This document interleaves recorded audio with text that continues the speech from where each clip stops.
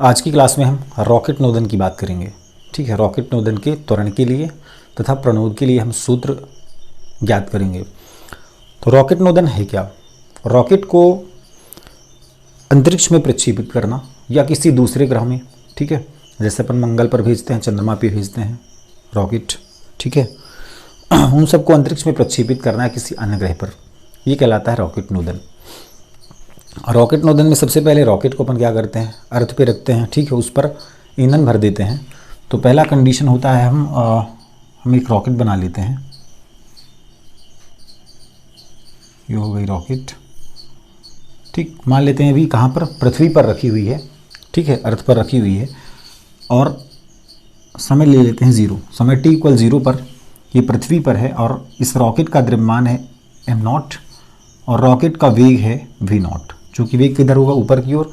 तो अभी ये रखी हुई है, t = 0 है, समय 0 पर, रॉकेट स्थिर है, स्थिर है मतलब रॉकेट का द्रव्यमान m0 है ईंधन सहित और इसकी वेलोसिटी है v0। अब दूसरा केस देखते हैं, कब, जब यह रॉकेट हमारी कुछ दूर ऊपर जा चुकी है, तब की कंडीशन पे, ठीक है, कुछ दूर ऊपर जा चुकी है, तब इसका द्रव्यमान m0 से m हो गया और वेलोसिटी v0 से हो गई v, ठीक है। अब चूंकि ये गति में आ गई है ना, कब, समय t = t पर, समय t = 0 पर वह स्थिर थी, उसका द्रव्यमान m0 था, वेलोसिटी थी v0, और जब वह t समय पर हमने देखा, जब हमने उसको लॉन्च कर दिया, तो उसमें हमने देखा कि उसमें v वेग से ऊपर जा रही है और उसका द्रव्यमान थोड़ा सा चेंज होगा, क्योंकि जब गति करेगी ऊपर तो कुछ गैस उसकी निकल चुकी होगी। और तीसरी कंडीशन हम इसकी देखते हैं, तीसरे सिचुएशन में क्या देखते हैं अपन कि कुछ समय और बाद देखें, ठीक है, कुछ समय और बाद देखें, मतलब t + dt समय में देखें, थोड़े समय बाद, ठीक है, मतलब हर सेकंड क्या होता है, इसके वेग में परिवर्तन होता है। तो t + dt समय में देखें तो इसकी वेलोसिटी m - dm हो जाती है और इसका वेग हो जाता है v + dv, ठीक है।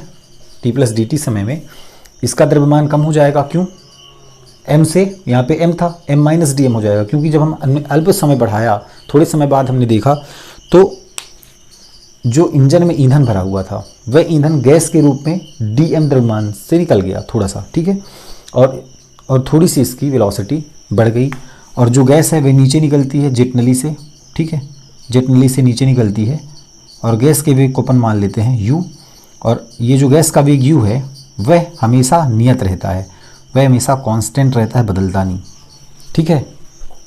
जो गैस का वेग है वह कांस्टेंट है, वो बदलेगा नहीं, बस नियत है, समान है।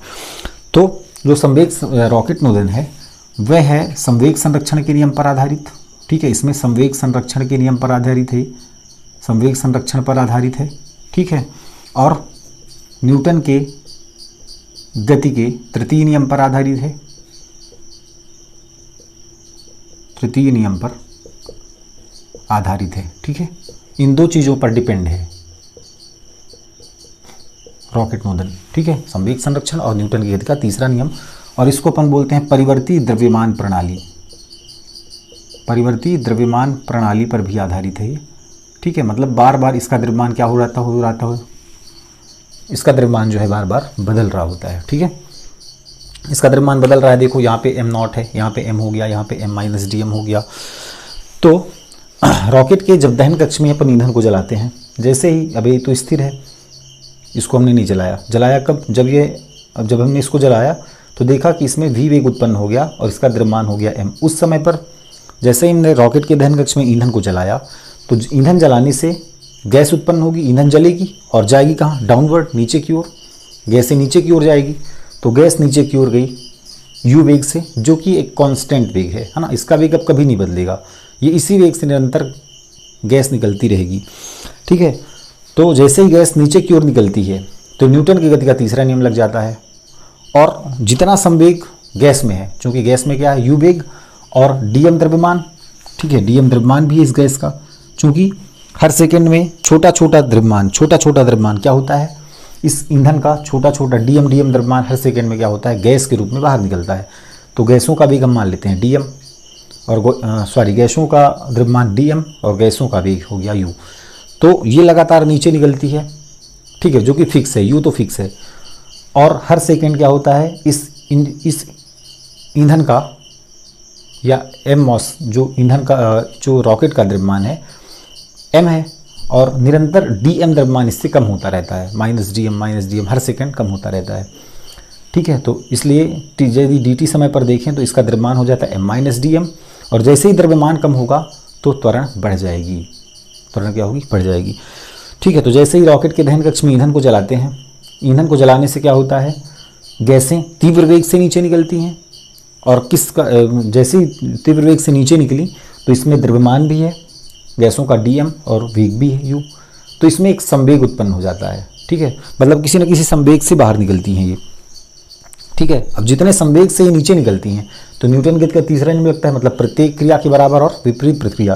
तो नीचे क्या हो रही है, क्रिया हो रही है, गैस नीचे निकल रही है, और जब गैस नीचे निकल रही होती है, क्रिया हो रही है, तो ये क्रिया क्या होती है, प्रतिक्रिया के रूप में बदलती है, जो रॉकेट पर बल लगता है, रॉकेट ऊपर की ओर जाती है, गैस नीचे आ रही है, रॉकेट ऊपर की ओर जा रही है।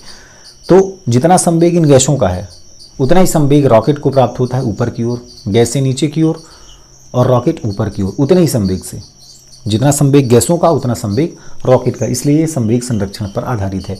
और न्यूटन की गति का तीसरा नियम भी लग गया, ठीक है, प्रत्येक क्रिया के बराबर विपरीत प्रतिक्रिया, गैस नीचे की ओर क्रिया और उसकी प्रतिक्रिया रॉकेट ऊपर की ओर, उतने ही संवेग से, जितना संवेग गैसों का उतना ही किसका, रॉकेट का।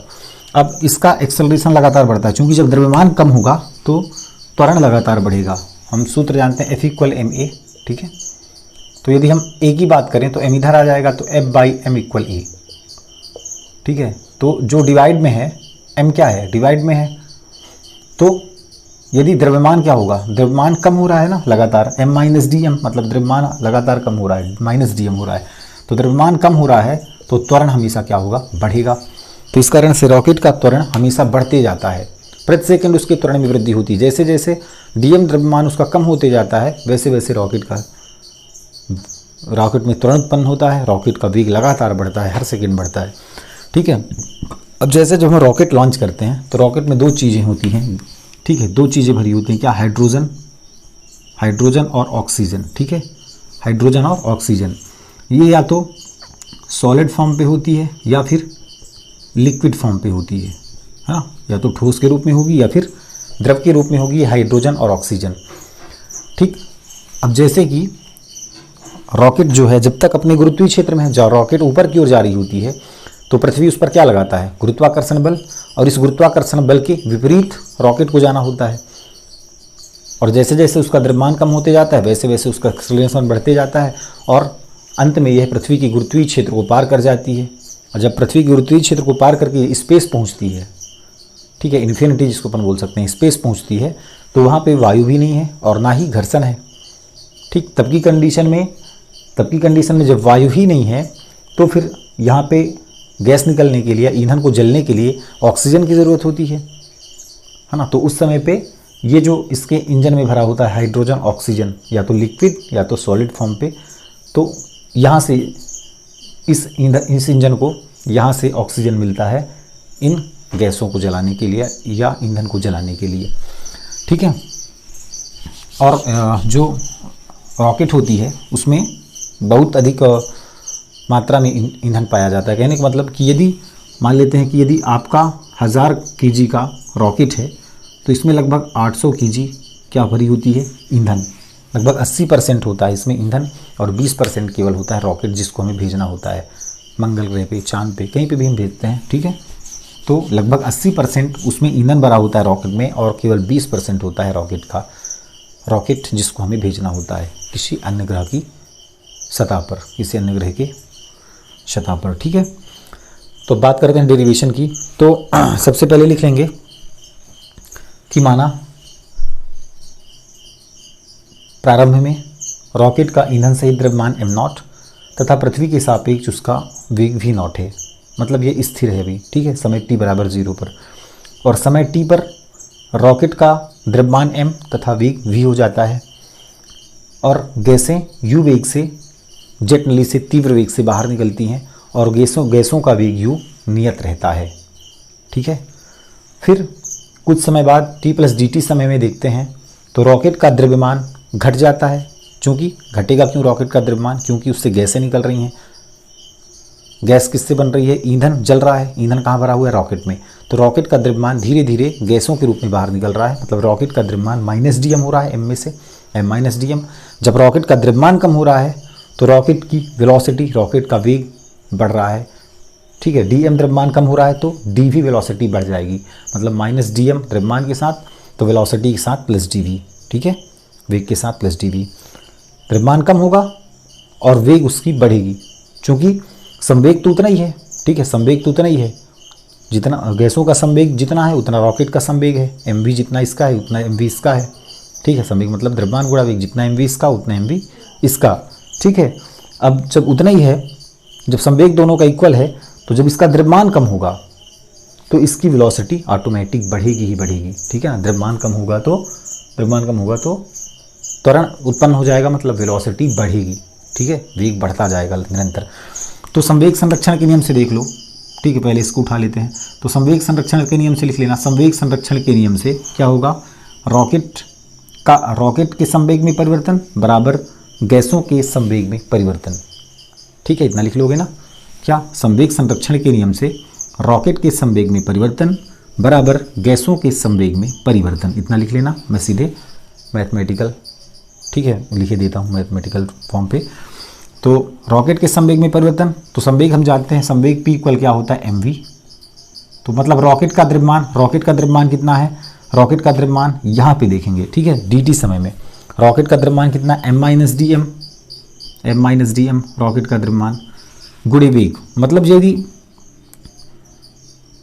रॉकेट का द्रव्यमान एम माइनस डी एम गुणे वेग कितना हो जाएगा? dv, ठीक है, वेग कितना? dv। कहने का मतलब कि द्रव्यमान यदि थोड़ा सा कम होगा तो वेलोसिटी थोड़ी सी बढ़ेगी ना। थोड़ा सा द्रव्यमान का मतलब dm, मतलब थोड़ा सा द्रव्यमान क्या हुआ? m में से माइनस हो गया, तो वेलोसिटी थोड़ी सी बढ़ेगी, dv बढ़ेगी, ठीक है। यहाँ पे v नहीं लिखना है, ध्यान में रखना।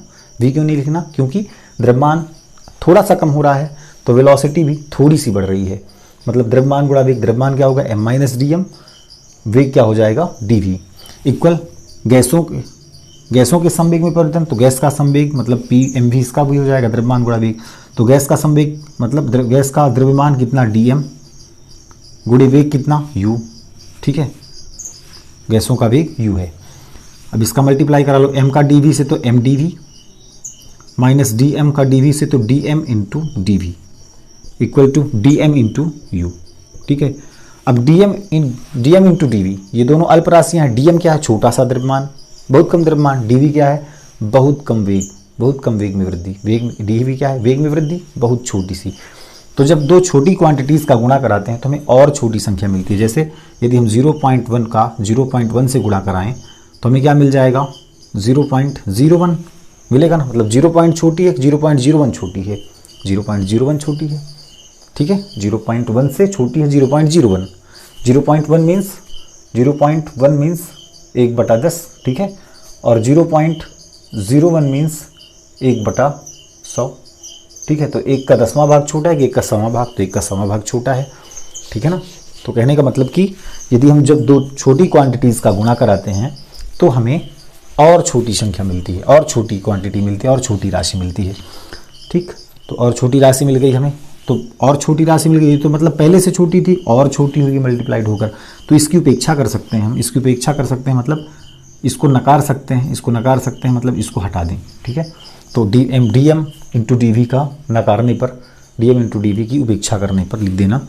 तो ये हट गया, यहाँ से बचा क्या? इधर केवल एम डी वी, इधर बचा डी एम इंटू यू, ठीक है। अब देखो, संवेग संरक्षण तो हो गया, रॉकेट के संवेग में परिवर्तन बराबर गैसों के संवेग में परिवर्तन। अब इसमें न्यूटन गेज का तीसरा नियम भी लगेगा ना, क्योंकि गैस नीचे की ओर जा रही है, गैसों का वेग नीचे है, रॉकेट का संवेग ऊपर, गैसों का संवेग नीचे, तो डायरेक्शन अलग है तो माइनस का साइन आ जाएगा। तो जहाँ ऋण चिन्ह यह बतलाता है कि यू और वी की दिशाएं अलग अलग हैं, ऐसा लिख सकते हो। या फिर जहाँ यू चिन्ह यह बतलाता है कि गैसों के वेग की दिशा और रॉकेट के वेग की दिशा दोनों अलग है, ठीक है, अपोजिट है एक दूसरे के, बिल्कुल अपोजिट है, ठीक, 180 डिग्री पर।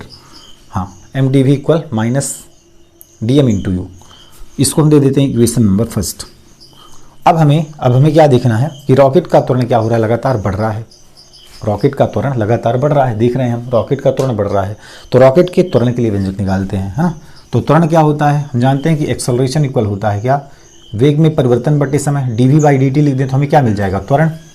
dv/dt इक्वल त्वरण, है ना, ए। dv/dt इक्वल ए। तो क्या करते हैं, समीकरण 1 में dt का भाग लगा दो। समीकरण 1 में dt का भाग देने पर, जैसे ही भाग देने पर क्या हो जाएगा, dv/dt हो जाएगा, मतलब m dv/dt equal to minus dm/dt into U. ठीक है, तो ये क्या बना लिया, a, मतलब m इंटू ए हो गया ये। dv/dt इक्वल a इक्वल ये बचा माइनस dm/dt इंटू यू। तो हमें एक्सेलरेशन के लिए निकालना है, तो a इक्वल क्या हो जाएगा, u के साथ m लिख लो तो माइनस u इधर लिख लो u, और ये m घोड़े में इधर आया तो भाग में, और ये dm/dt तो है ही। ठीक है, तो ये है रॉकेट के त्वरण के लिए व्यंजक।